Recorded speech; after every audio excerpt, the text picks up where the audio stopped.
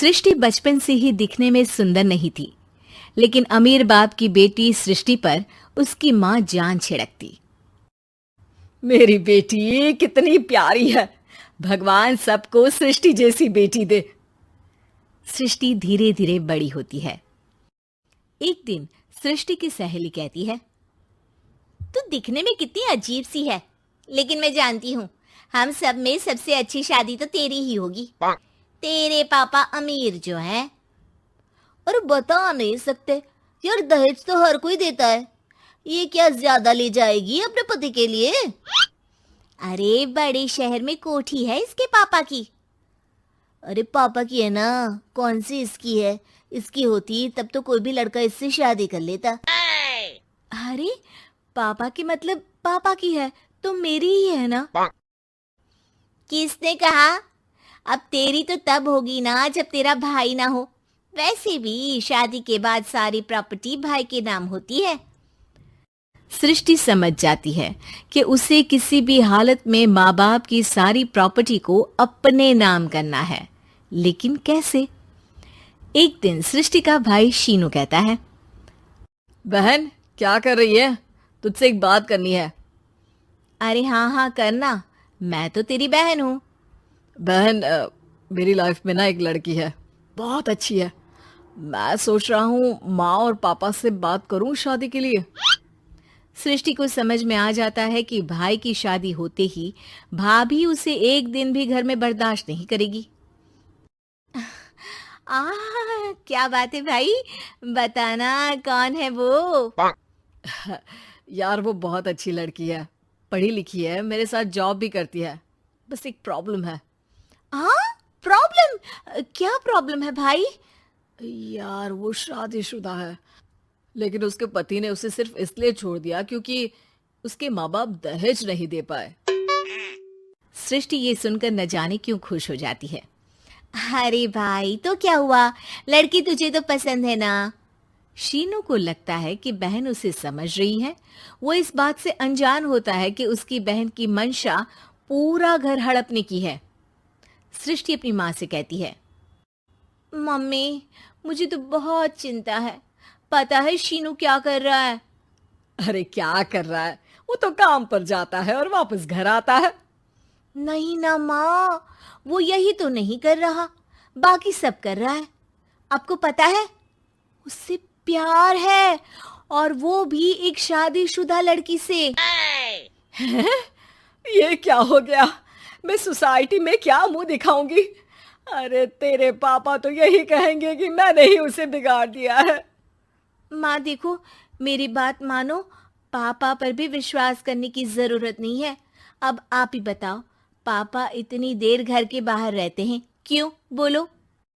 अरे बेटा वो तो नौकरी करते हैं ना। तू बहुत भोली है माँ। पापा का ऑफिस तो 7 बजे खत्म हो जाता है, लेकिन देखो कितनी देर से आते हैं। अरे नहीं बेटा, ऐसी कोई बात नहीं है। सृष्टि माँ को एक औरत से बात करते पिता की फोटो दिखाती है। देखो माँ कैसे हैं पापा। मैं ना कहती थी कि पापा सही नहीं है। मैं तेरे पापा से बात करूंगी, दे फोटो मुझे। ओ माँ, वो तो डिलीट हो गई। लेकिन चल, तूने तो देख लिया ना। पापा से बाद में बात कर लेना, और हाँ मेरा नाम बिल्कुल मत लेना। हाँ माँ। अब क्या था, सृष्टि के माँ और पिता के बीच झगड़ा होना शुरू हो जाता है। सृष्टि के मन में क्या चल रहा था कोई नहीं जानता था। एक दिन, माँ सृष्टि के लिए एक लड़का देखा है, वो लोग शाम को उसे देखने आने वाले हैं। और हाँ माँ, एक खुशखबरी, मैं और पापा मिलकर एक नया बिजनेस ट्राई कर रहे हैं। शाम को लड़का आता है, सांवले रंग का। सृष्टि को तो बिल्कुल भी पसंद नहीं आता। लड़की की माँ कहती है, लड़की का चेहरा तो कोई खास नहीं, लेकिन अगर मेरे बेटे को आप लोग सेटल कर दें तो मैं उसकी शादी आपकी बेटी से करवा दूं। सृष्टि को लड़का बिल्कुल पसंद नहीं था। उसे भाई पर गुस्सा आ जाता है। लड़के वालों के जाने के बाद कहती है, माँ देखा शीनू मेरे लिए कैसा लड़का लेकर आया, न दिखाने लायक न सुनने लायक, सेटल भी नहीं, वो भी हम करे।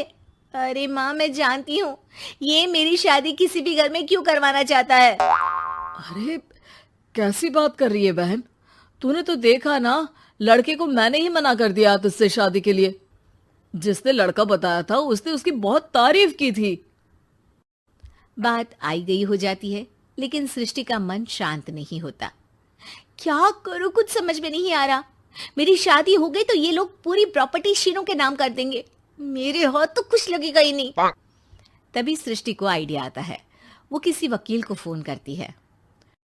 जी देखिए, अगर आपके मम्मी पापा का तलाक हो जाता है तो आपके पिता की आधी प्रॉपर्टी आपकी माँ के नाम हो जाएगी, फिर उसे वो किसी को भी दे सकती है। सृष्टि अब माँ को बेटे के खिलाफ भरती है। माँ, शीनू पर नजर रखा करो, वो जिस लड़की के प्यार में है ना वो शादीशुदा है। यहाँ आएगी, सारा पैसा रुपया जमीन जायदाद सब हड़प लेगी। पापा का भी हाल तुमसे छुपा नहीं है। ऐसा ना हो कि मैं और आप एक दिन सड़क पर भीख मांगे। हे भगवान, मैं तो जीते जी मर जाऊंगी अगर ऐसा हो गया तो। ऐसा हो गया नहीं माँ, ऐसा ही होगा। अभी समय है, आगे का सोच लो। मैं तो कहती हूँ पापा से आधी प्रॉपर्टी लेकर अलग हो जाओ। पापा की आधी प्रॉपर्टी भी हम लोगों को अगर मिल जाती है ना तो अगले 7 जन्म सफल समझो। बेचारी माँ बेटी के कहने पर पति से तलाक लेकर अलग हो जाती है। सृष्टि अब पैसों से गाड़ी और अपने दूसरे महंगे शौक पूरे करने लगी। उसके दोस्त भी उसके पैसे इस्तेमाल करते। सृष्टि, कल तुम कहाँ थी? मैं सारा दिन घर पर अकेली थी। तो मैं क्या करूं? मैंने ठेका तो नहीं लिया है ना तुम्हें संभालने का। माँ को सृष्टि से ये उम्मीद नहीं थी। वो बैठकर रोने लगती है। वहीं उसका पति यानी कि सृष्टि के पिता आ जाते हैं। मैं जानता था कि तुम्हारा यही हाल होगा, तो आपने मुझे रोका क्यों नहीं? मैं रोकता तो तुम रुकती क्या? सृष्टि के कहने पर तुमने मुझ पर अपने बेटे पर शक किया, लेकिन तुम ये भूल गई कि कैसे हम दोनों ने मिलकर जीवन में इतना सब खड़ा किया। माँ पति के गले लग जाती है। मुझे माफ कर दीजिए, मैंने आपकी कमाई का एक बड़ा हिस्सा गवा दिया। कोई बात नहीं, तुम साथ हो तो मैं ऐसी 7 प्रॉपर्टी खड़ी कर दूंगा। तभी वहां सृष्टि आ जाती है रोते हुए। माँ, मयंक ने मुझे छोड़ दिया। वो बोल रहा था जब तक मेरे पास पैसे थे तब तक ही वो मेरे साथ था। पापा, माँ, मुझे माफ कर दीजिए।